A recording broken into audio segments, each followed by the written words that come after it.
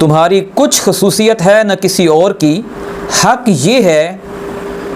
کہ جو بھی اپنی ہستی کو اللہ کی اطاعت میں سونپ دے، اسلام لے آئے، اسلامہ یعنی جو بھی اسلام لے آئے، چاہے وہ یہودی ہو، عیسائی ہو، بت پرست ہو، جو بھی ہو،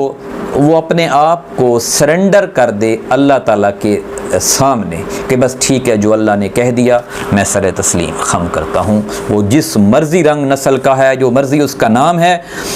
بلا من اسلم وجہہ للہ وہو محسن، حق یہ ہے کہ جو بھی اپنی ہستی کو اللہ کی اطاعت میں سونپ دے اور عملاً نیک روش پر چلے، یعنی یہ نہیں ہے کہ اللہ کا ملنگ بن جائے اور ساری بے حیائی کرتا رہے، یہ نہیں، اعمال بھی اس کے نیک ہونے چاہیے اور اچھے ہونے چاہیے۔ فَلَهُ أَجْرُهُ عِنْدَ رَبِّهِ وَلَا خَوْفٌ عَلَيْهِمْ وَلَا هُمْ يَحْزَنُونَ، اس کے لیے اس کے رب کے پاس اس کا اجر ہے